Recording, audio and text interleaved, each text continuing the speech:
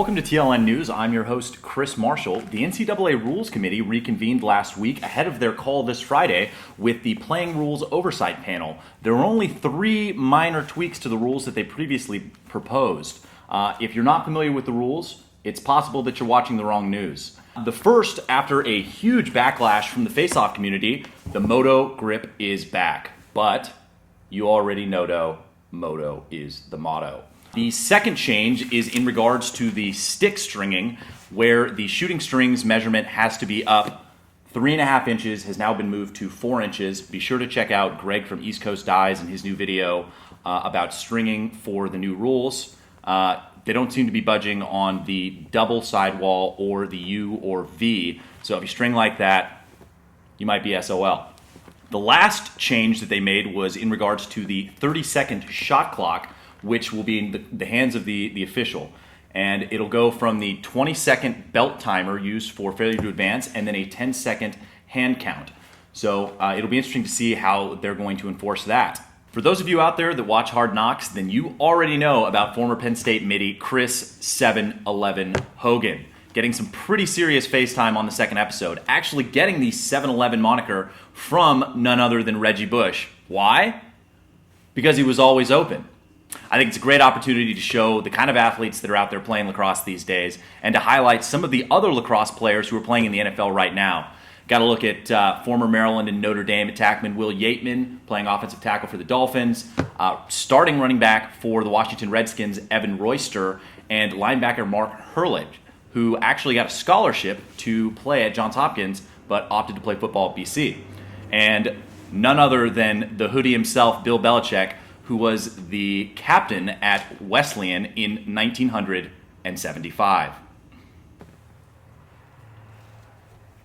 Well, it's that time of year again for Inside Lacrosse's 5th annual Laxie Awards.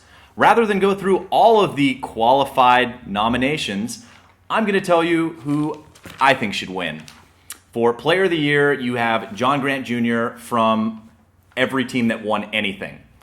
D1, Peter Baum. He's the bomb. D2, Greg Bensman out of Mercyhurst. Great defensive player. Love the defense. D3 goes to my boy Sam Bradman out of Salisbury, coming off consecutive national championships and consecutive national championship game MVPs. Big time. Women's got to go to the two-way middie out of Northwestern, Taylor Thornton. And for the MCLA, has to go to Matt Walrath. Matt Walrath is sick. Hit 158 ground balls and 12 goals from the LSM. He was everywhere. Vote for him. MLL has to go to Lee Zink, Defensive Player of the Year. Sick. NLL, John Grant Jr., no-brainer. Personality, I actually have a write-in for this one. I think it should go to Sweet Gear Samir, Contest Colin, and CMarshallTLN.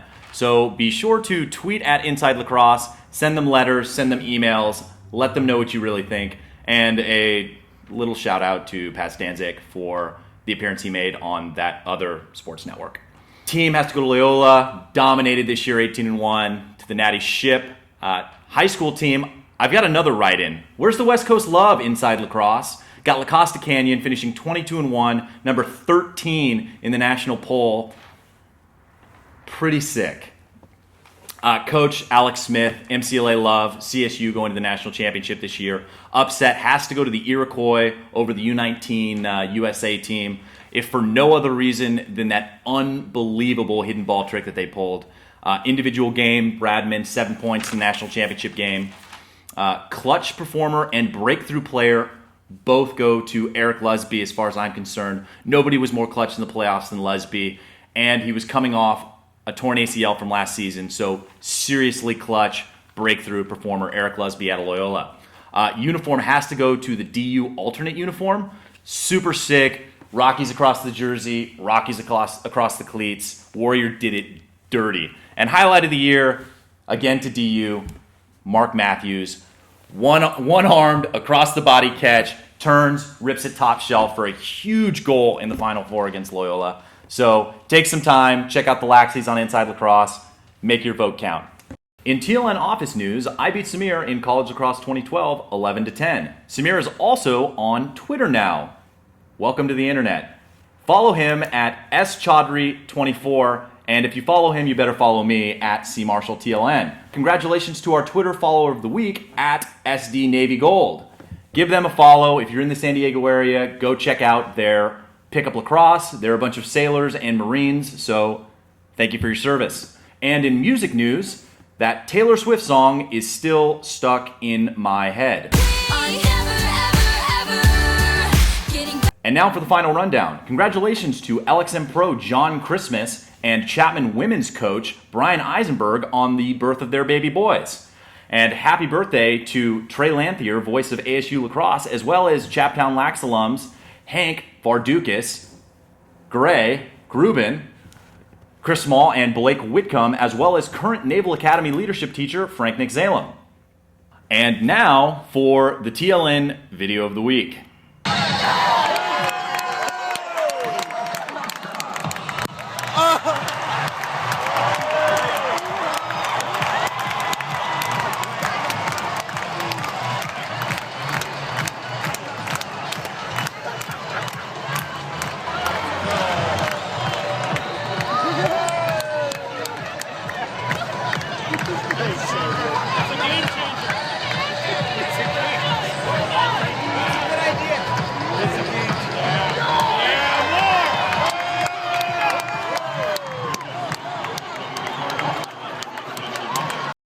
Thanks for submitting that, Justin Gordon. If you want your video to be video of the week next week, you need to tear a page right out of the George Washington Women's Lacrosse book, because what they did here is just plain awesome.